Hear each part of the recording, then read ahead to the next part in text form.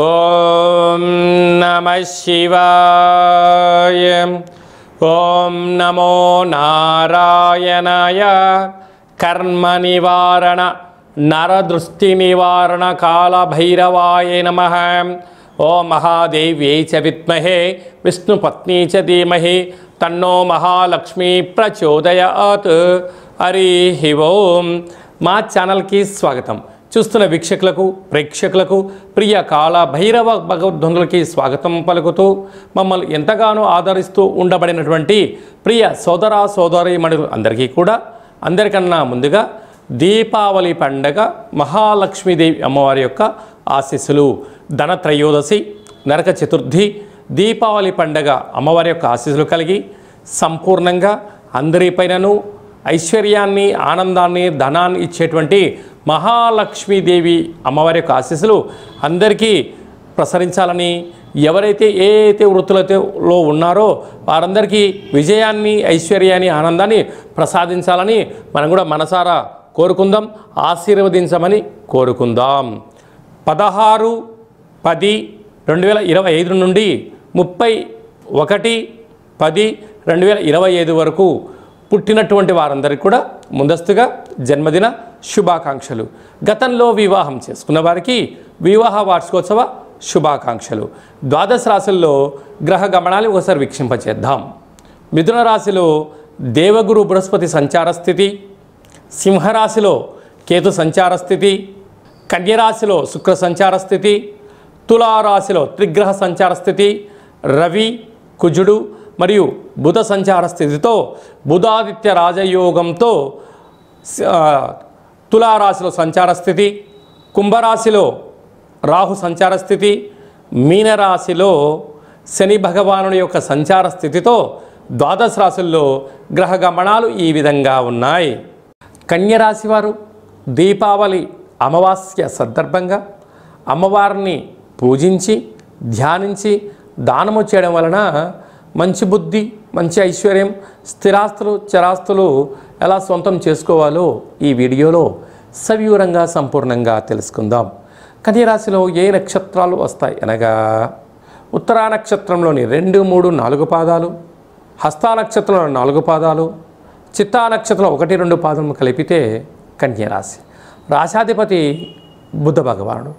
రాశిలోనే శుక్ర భగవానుడు సంచారం చేయడం వలన విందులు, వినోదాలు, నూతన ఆభరణాలు, వస్త్రాలు, క్రయ విక్రయాలు, ఆధ్యాత్మిక తీర్థయాత్ర, సేవారంగాలలో పాల్గొనడం, సత్ప్రవర్తన వలన ఉన్నతమైన జీవితానికి మీరు స్వాగతం పలకబోతున్నారు.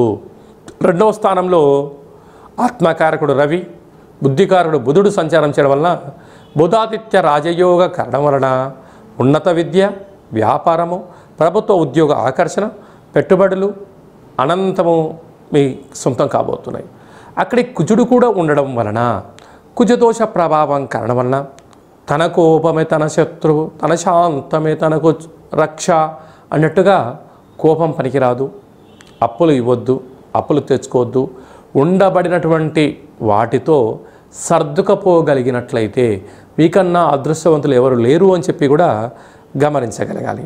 6వ స్థానంలో రాహు సంచారం చేయడం వలన అనారోగ్యము, మానసికమైన వేదన, చిన్న చిన్న వాటిల్లో ఆటంకాలు పొంచి ఉన్నాయి. అయినా మౌనం, ధ్యానం, ఏకాగ్రత, సత్ప్రవర్తన, సత్కార్యక్రమాలతో వీటన్నిటిని మీరు అధిగమిస్తూ విజయం మీ సొంతం కాబోతుంది. 7వ శని భగవానుడు సంచారం చేయడం వలన వృత్తులలో, ఉద్యోగాలలో, విదేశాలలో, వ్యాపారాలు, పెట్టుబడులు ఆకర్షణీయంగా ఉంటుంది. కానీ తొందరపాటు నిర్ణయాలకు ఇది సరైన సమయం కాదు. రాజ్యస్థానంలో గురు సంచార స్థితి ఉండడం వలన తల్లిదండ్రులు, గురువులు, సత్ప్రవర్తన, ఆధ్యాత్మిక చింతనతో ఉండడం వల్ల ఉన్నతమైన జీవితానికి మీరు స్వాగతం పలకబోతున్నారు. వ్యయంలో కేతు సంచార స్థితి ఉండడం వల్ల చిన్న చిన్న వాటికి ఆందోళన చెందవద్దు.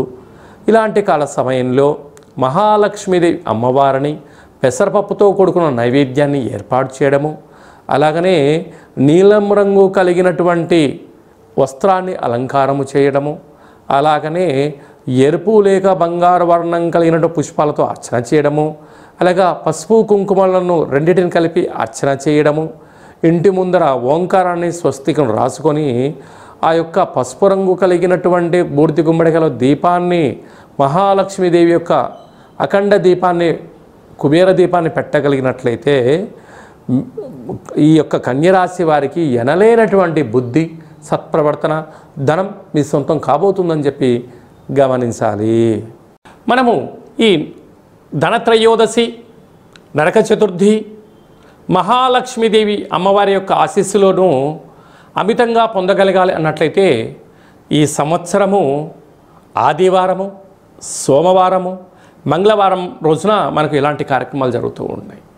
కనుక మంగళవారం రోజున దీపావళి అమావాస్య అయింది కనుక అమ్మవారి యొక్క ఆశీస్సులు మనందరిపైన ఉండగలగాలి అన్నట్లయితే ఈ యొక్క వృక్షదేవతను మహాలక్ష్మీదేవి అమ్మవారి యొక్క కల్పవృక్షము అంటారు.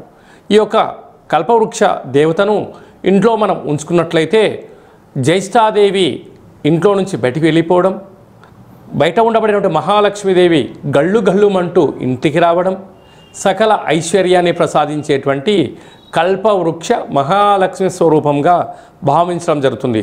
కనుక మనమందరము కూడా ఈ ధనత్రయోదశి, నరక చతుర్థి, దీపావళి పండుగ రోజున పూజామందిరంలో ఈ యొక్క కల్పవృక్ష దేవతను ఉంచుకొని పూజ చేసుకొని గృహంలో ఉంచుకోవడం వలన సకల గ్రహదోషము తొలగి ఐశ్వర్యం కలుగుతుందని చెప్పి గమనించాలి.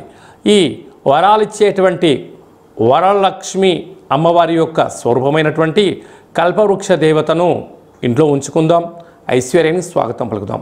ఈ కల్పవృక్ష దేవత కావాలి అనుకుంటున్న వారందరూ కూడా ఈ కింది నెంబర్ సంప్రదించినట్లయితే, మీ గోత్రామాలు పంపించినట్లయితే పూజ చేయించి ఈ యొక్క కల్పవృక్ష దేవతను మీకు పంపించడం జరుగుతుందని చెప్పి కూడా గమనించాలి.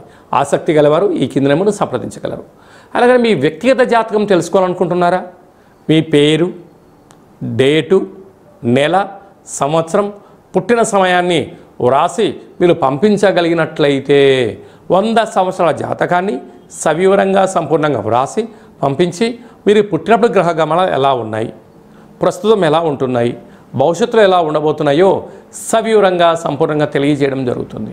చాలామందికి పుట్టినటువంటి కాల సమయంలో డేటా ఆఫ్ బర్త్లో లేనటువంటి కారణం వలన మీ పేరు యొక్క మొదటి అక్షరాన్ని అనుసరిస్తూ రాశిని, స్థితిగతులను తెలియచేస్తూ రమణ శాస్త్రం ద్వారా అనగా గవళ ద్వారా కాళభైరవ ఉపాసన చేత భూత, భవిష్యత్, వర్తమానాన్ని తెలియజేయడం జరుగుతుంది. కనుక జాతకాన్ని తెలుసుకుందాం, జీవితంలో రాబోయే అదృష్టాన్ని ముందే తెలుసుకుందాం, అవరోధాలని అధిగమించే ప్రయత్నం చేద్దాము అనేటువంటిది చిన్న విన్నపం. కనుక జాతకం తెలుసుకోవాలనుకుంటున్న వారందరూ కూడా అపాయింట్మెంట్ తీసుకొని సంప్రదించగలరు. అందరికీ వరాలిచ్చేటువంటి వరమహాలక్ష్మీదేవి అమ్మవారి యొక్క ఆశీస్సులు ఉండాలని కోరుకుంటూ ఆశీర్వచనం. శతమానం భవతి శతాయు పురుష సతేంద్రియ ఆయుష్యేవేంద్రియే ప్రతిష్టతి ధనం ధాన్యం బహుపుత్రలాభం శత సంవత్సరం దీర్ఘమాయు. సర్వే జనా సుఖినో భవంతు, లోకా సమస్తా సుఖినో భవంతు. సర్వం మహాలక్ష్మీదేవతార్పణమస్తు. హరి ఓం. ఈ వీడియో మీకు నచ్చినట్టయితే లైక్ చేయండి, షేర్ చేయండి, మా ఛానల్ని సబ్స్క్రైబ్ చేసుకోండి. ఆధ్యాత్మికమైన భక్తి సమాచారాన్ని భగవద్బంధులకు, మిత్రులకు, స్నేహితులకు చేరవేయండి. హిందూ ధర్మాన్ని కాపాడండి.